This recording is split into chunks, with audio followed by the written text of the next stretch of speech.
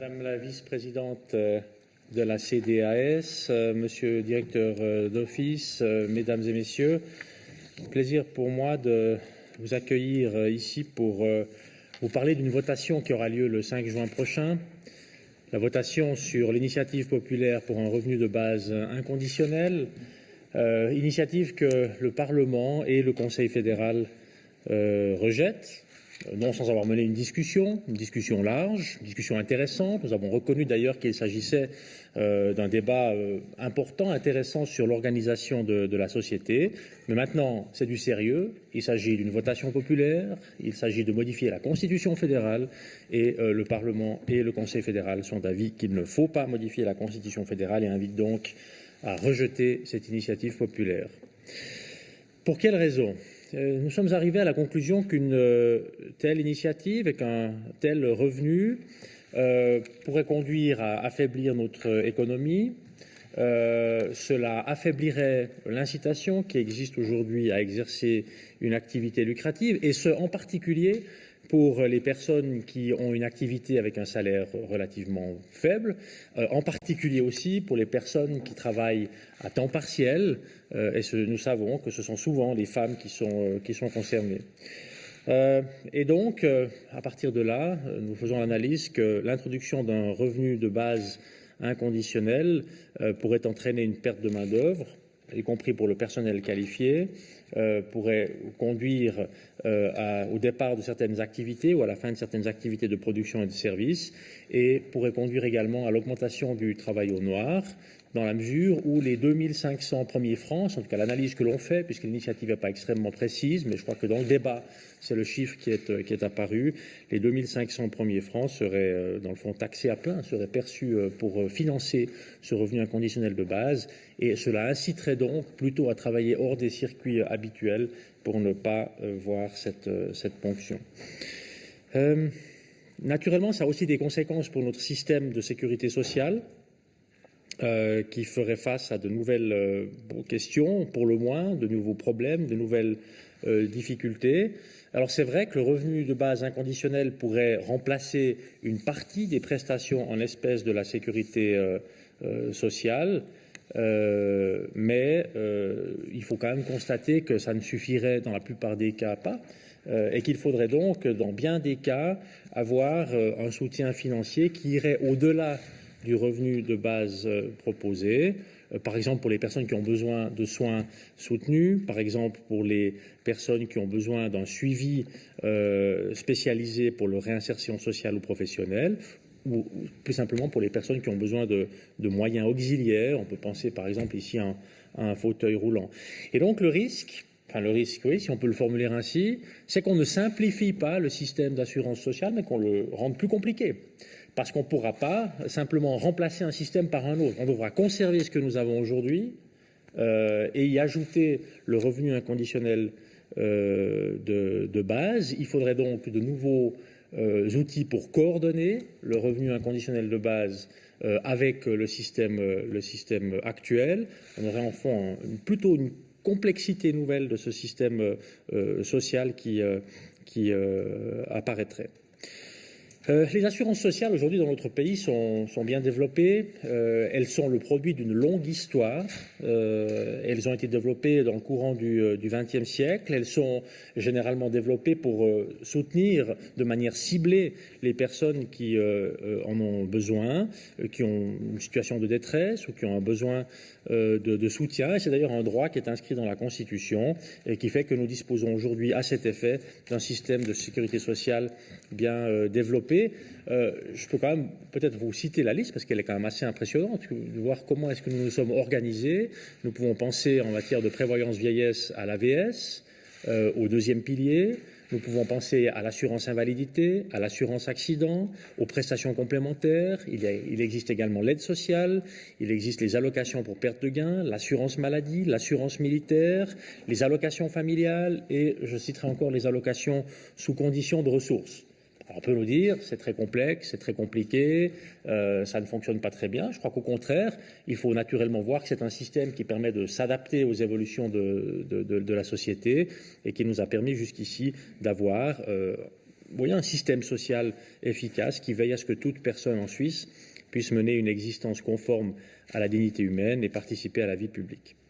Et là, il y a un lien, il faut bien le reconnaître, entre le système que nous avons aujourd'hui et, dans le fond, les revendications générales des auteurs de l'initiative qui vise précisément à garantir aussi pour toute personne une existence conforme à la dignité humaine et participer à la vie publique. Bon, si maintenant un revenu de base inconditionnel était instauré, chacun d'entre nous recevrait une somme d'argent de l'État. Il est difficile à ce stade d'anticiper les conséquences exactes de l'initiative parce que c'est un texte, et les initiants eux-mêmes l'ont dit d'ailleurs, qui est formulé en termes généraux, parce que précisément il faut ensuite mener une réflexion pour savoir comment il faudrait l'organiser. Mais enfin, on a quand même dû essayer d'estimer ce que cela pourrait signifier sur le plan financier. Il a fallu faire quelques hypothèses pour ça.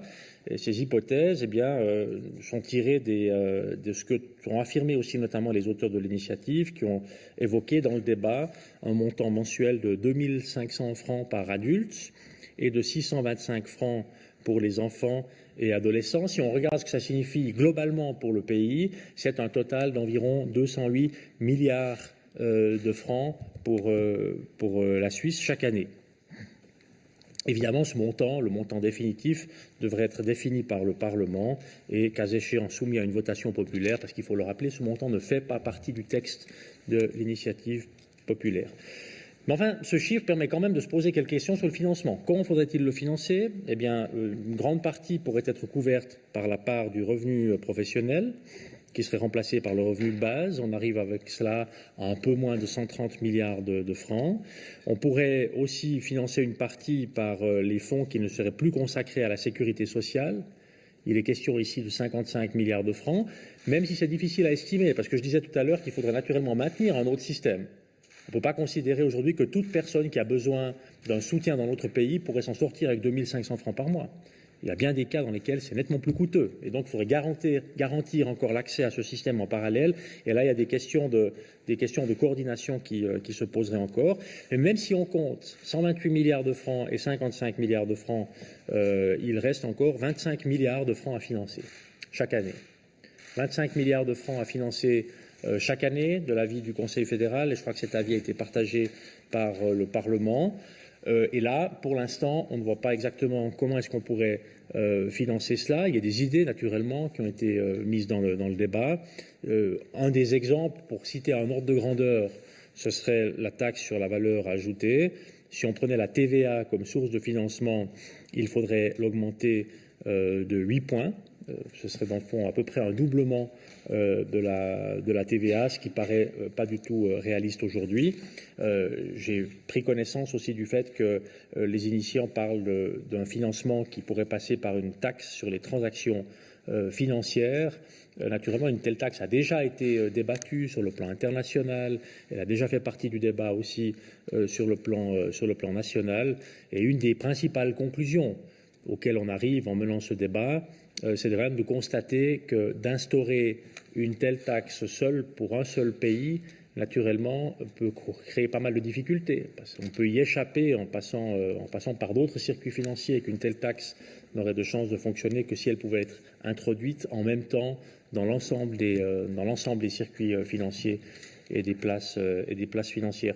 Et c'est d'ailleurs, si vous vous souvenez du débat au Parlement, un des éléments centraux du débat qui a eu lieu aussi au Parlement, c'est de se dire c'est difficile de mettre en place un tel système dans un pays seul, un pays qui, par nature et par son histoire, est très ouvert sur le monde qui l'entoure, un pays qui est ouvert à la migration, un pays qui est ouvert aux échanges de personnes, de biens, de services, qui a beaucoup d'échanges avec ses propres voisins. C'est l'histoire de notre pays depuis plusieurs siècles que d'être très ouvert et d'avoir ces échanges constants avec nos voisins. Et là, naturellement, la question se pose de ce que signifie l'introduction d'un revenu de base inconditionnel en Suisse, alors qu'il ne serait pas introduit dans les pays voisins. Et se pose très rapidement la question de savoir qui a accès et à quelles conditions à ce revenu inconditionnel de base. Et on voit bien, quand on pose ces questions, qu'il est relativement difficile difficile d'envisager sérieusement une mise en œuvre d'un tel texte à un pays comme la Suisse, au cœur de l'Europe, seul, sans que d'autres se posent la même question. Et donc, débat intéressant, débat important. Il a été vraiment, je crois, mené avec qualité au Conseil fédéral, également au Parlement. Mais aujourd'hui, un texte qui simplement ne paraît pas pouvoir être vraiment appliqué dans notre pays. Nous partons aussi de l'idée que cette introduction d'un revenu de base serait dans le fond une expérience assez risquée avec la situation que nous connaissons aujourd'hui. Mais en même temps, l'initiative donne l'occasion d'un débat essentiel sur la valeur et l'organisation du travail. Le travail, c'est plus qu'un gagne-pain, ça n'est pas qu'une question d'argent. C'est aussi une question d'image, de soi, de positionnement et d'intégration dans la société. Et ça n'est pas seulement une question de rémunération. Et la preuve pour cela, c'est que dans notre pays, il y a, dans le fond, aussi du bénévolat. Une personne sur 5 exerce dans notre pays une activité non rémunérée. C'est quand même pas rien. Cet engagement est naturellement très précieux, et en particulier dans le domaine de la santé, où nous avons aussi lancé, je le mentionne en passant, un plan d'action pour soutenir les proches aidants. Et peut-être encore un élément sur la numérisation du travail. C'est un des arguments portés par les initiants, de dire, mais bon, à une époque où le travail disparaît, on ne peut plus fonder un modèle de société sur le travail et la rémunération du travail. Évidemment, le monde évolue. Nous sommes confrontés à une révolution, dans le fond, économique, avec la révolution numérique, qui n'est pas la première. Cette discussion, elle pouvait exister au moment de la révolution industrielle. Cette discussion a existé ensuite au début du XXe siècle avec l'automatisation de toute une série de processus. Et ce qui est extrêmement intéressant, c'est de voir que la société a toujours, dans le fond, réussi à s'adapter de manière très résiliente, si on peut le dire comme ça, à cette évolution, et a su faire sienne, dans le fond, dans sa propre organisation, cette évolution. Et cela implique non pas de l'avis du Conseil fédéral la mise en place d'un revenu de base inconditionnel, mais cela implique d'accompagner cette évolution par une bonne politique de formation qui donne accès à des formations initiales ou continues qui permettent de faire face à cette évolution de la société, et également avec l'assurance chômage, à une assurance qui atténue l'impact de ces évolutions lorsqu'il y a des ajustements qui sont nécessaires. Or, le revenu de base inconditionnel n'offre à notre sens pas de solution pour faire face à ces défis. Noch einige Wörter auf Deutsch, meine Damen und Herren, um zu sagen, dass der Bundesrat anerkennt das Anliegen der ganzen Bevölkerung, ein menschwürdiges Dasein und die Teilnahme am öffentlichen Leben zu ermöglichen. Es ist für uns schon der Fall so mit dem System, auch sozialen System, die wir im Moment in der Schweiz haben. Und wir denken auch, dass ein bedingungsloses Grundeinkommen wäre der falsche Weg, um das zu erreichen, da es hätte starke Auswirkungen auf die Schweizer Wirtschaft, auf das soziale System, auf den gesellschaftlichen Zusammenhalt.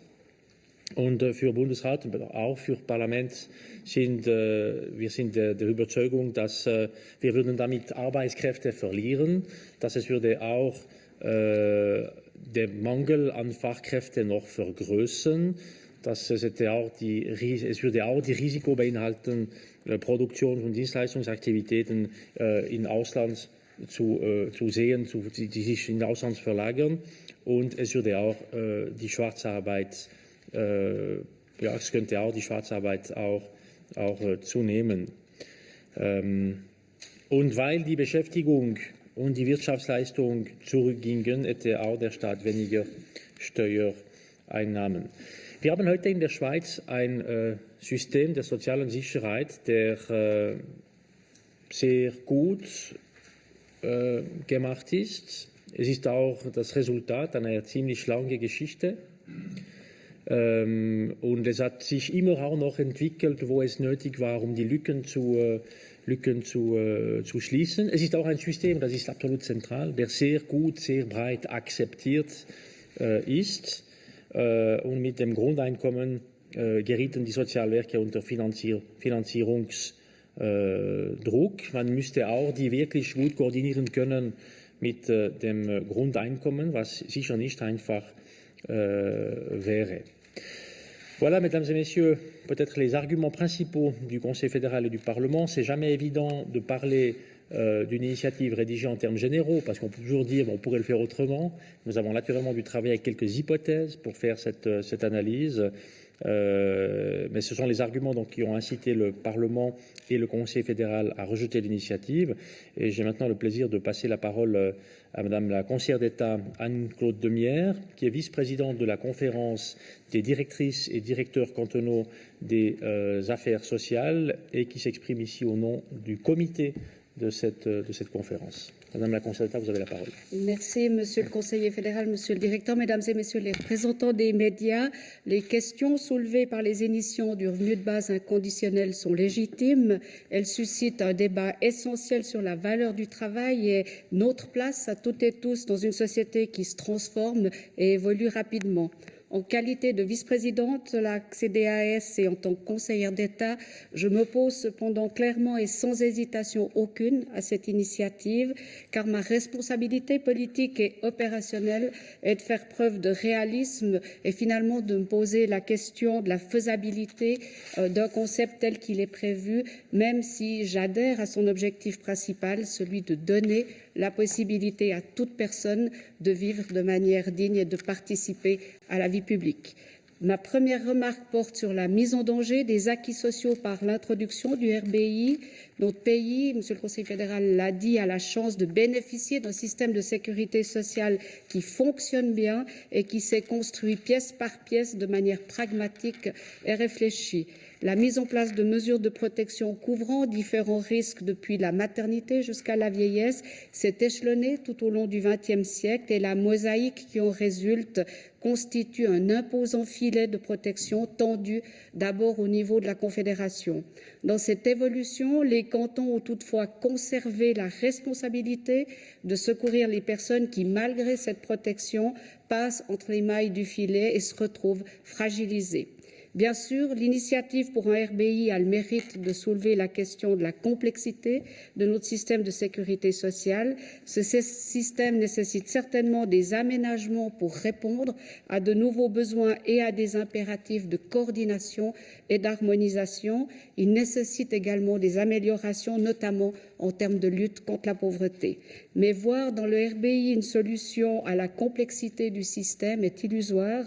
Pour une personne fragilisée, notamment invalide ou souffrant d'une maladie grave, 2 500 francs par mois sans autre forme de prestation sociale, ce n'est pas assez et ne permet tout simplement pas de vivre dignement, ce qui est pourtant l'objectif de cette initiative. On le voit bien, le RBI ne peut remplacer les assurances sociales dont le financement devrait s'ajouter à celui du RBI pour une facture totale plus onéreuse qu'aujourd'hui, sans une simplification notable du système. En même temps, l'introduction du RBI met aussi en danger les acquis sociaux, car une fois cette initiative acceptée, rien ne garantit que les soutiens nécessaires apportés aujourd'hui par les cantons perdureraient. Ma deuxième remarque porte sur le rôle du travail dans la société.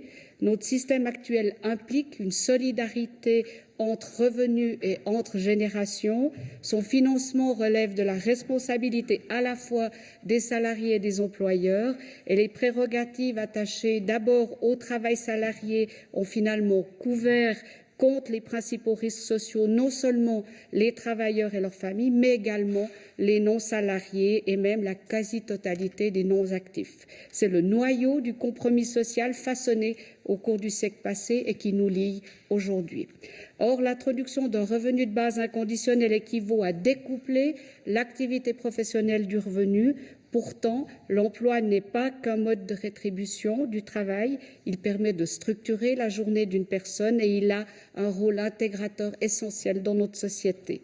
Depuis des décennies, cela est reconnu par les communes, les cantons et la Confédération, puisque nous travaillons sans relâche sur des mesures d'intégration des personnes fragilisées dans le monde du travail.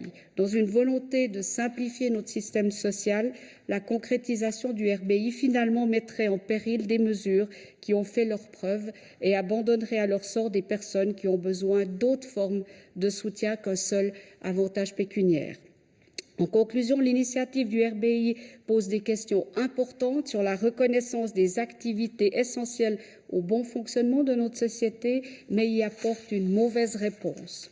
Ainsi, en outre l'emploi, de nombreuses activités dans notre société jouent un rôle essentiel au regard de la collectivité par rapport aux soutiens apportés par les proches aidants ainsi que l'engagement des bénévoles au plan associatif. Toutes ces activités méritent d'être reconnues car elles représentent aussi une contribution importante à la collectivité.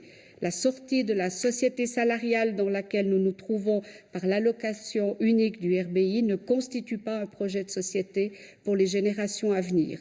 La protection de la population contre les principaux risques sociaux a toujours été parmi les préoccupations des cantons. D'apparence généreuse, le RBI pourrait s'avérer au final une menace pour le compromis social patiemment échaudé entre les cantons et la Confédération et engendrer une recrudescence de charges pour les cantons.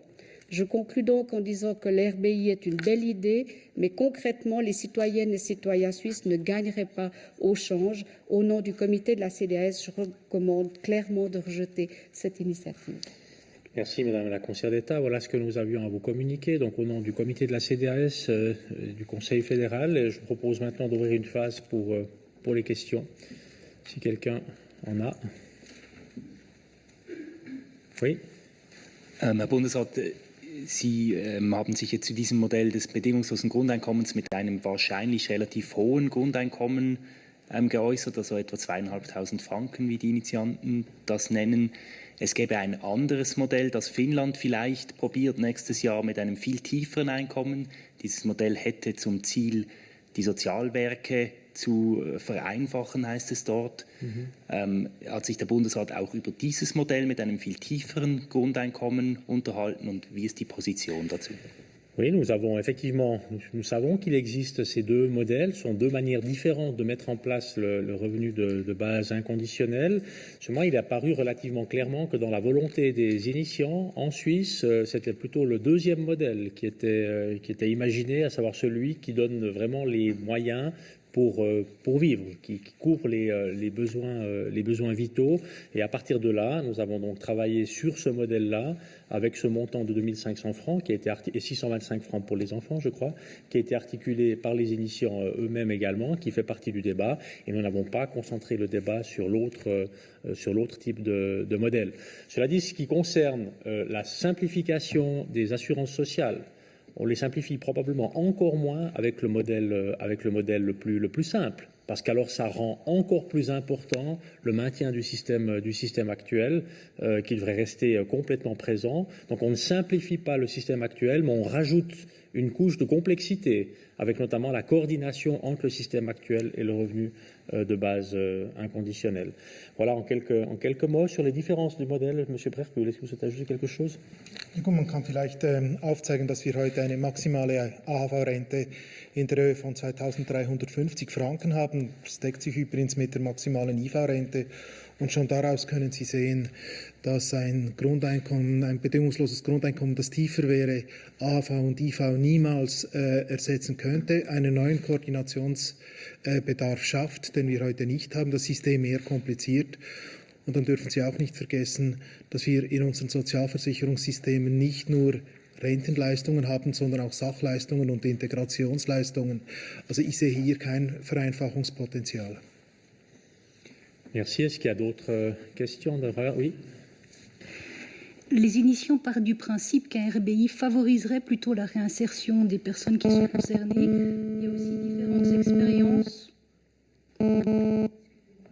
différentes expériences qui sont faites à Utrecht, aux Pays-Bas. Est-ce que vous ne partagez pas cette idée comme quoi ce RBI pourrait plutôt favoriser la réinsertion? On va répondre les deux à cette question. Je regarde aussi Anne-Claude Demière si elle souhaite ajouter quelque chose. Non, nous ne partageons pas cette analyse. Nous ne partageons pas cette analyse parce que précisément, c'est une analyse qui vise quand même à nier la valeur du travail dans l'organisation de la société. On peut aimer cet état de fait ou pas, mais il faut quand même constater que nous vivons dans une société qui s'est fortement organisée autour du travail et que ce ne sont pas des choses qui se modifient ou qui se changent, j'allais dire, par décret. Alors bon, l'initiative donne naturellement l'occasion de mener un débat sur cette question, mais l'organisation de la société est quelque chose de beaucoup plus complexe que ce qu'on peut simplement écrire ou modifier en touchant un article constitutionnel. Ça, c'est le premier point. Le deuxième point, c'est que nous ne pensons pas que l'introduction d'un revenu de base inconditionnel soit favorable à l'intégration sociale. On ne voit pas en quoi ce serait favorable à l'intégration sociale, dans la mesure où, encore une fois, nous vivons dans une société dans laquelle l'intégration se définit par d'autres critères que de pouvoir vivre sur la base d'un montant qu'on reçoit automatiquement chaque mois sans avoir à se demander comment est-ce qu'on va le percevoir ou sans être confronté à un besoin spécifique comme on l'a aujourd'hui. Le dernier point que je mentionnerai ici, c'est que nous avons aujourd'hui un système ciblé. Nous avons aujourd'hui un système très ciblé et très complet. Je vous donnais la liste tout à l'heure des moyens de financement que nous avons, avec toutes les assurances qui existent. On a cité l'assurance maternité, l'assurance maladie, l'assurance invalidité. Alors c'est vrai qu'on a cette logique d'assurance, c'est vrai, c'est comme ça fait partie de l'histoire politique et sociale de notre pays, et on peut trouver ça bien ou pas. Moi, c'est relativement égal. Moi, je trouve ça bien, le Conseil fédéral trouve ça bien, et ça fait partie de notre ADN politique et social, si je peux le mentionner ainsi. Et donc, nous avons aujourd'hui un système social qui couvre vraiment les besoins qui sont avérés, mais qui le fait de manière ciblée. Là où un besoin est avéré.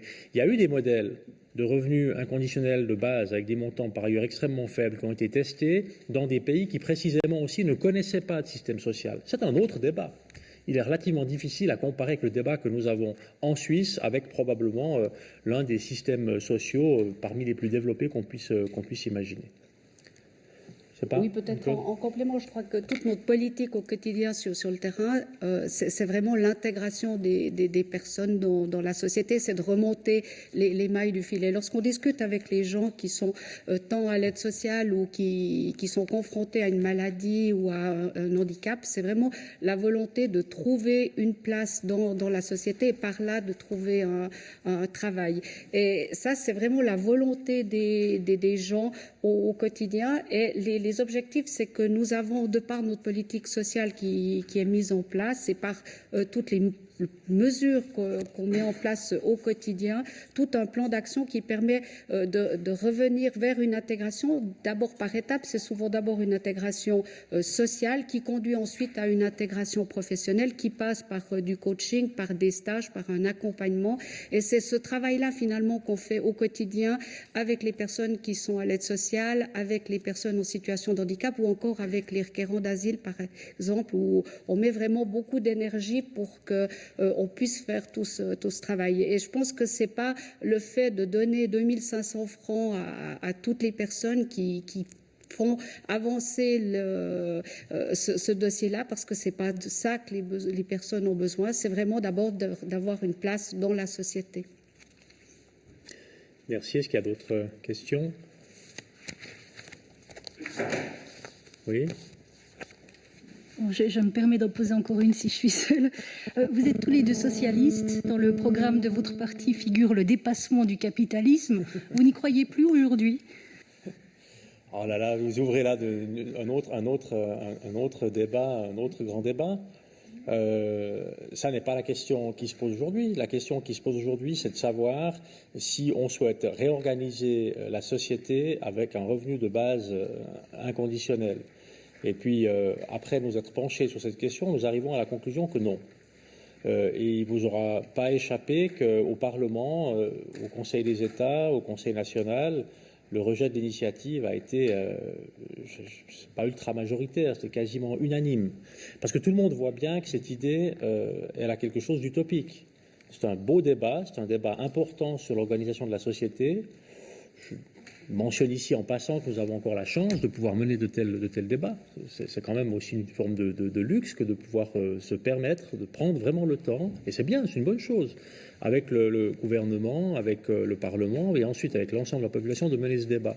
Mais ce qui ressort, c'est que c'est une idée relativement utopique, et quand on est confronté à la question de l'organisation de la société, à des personnes qui aujourd'hui ont besoin d'un soutien, ont besoin d'aide, ont besoin de savoir quel est le filet social qui existe. Nous avons quelque chose qui fonctionne, qui est financé, qu'on sait comment financer.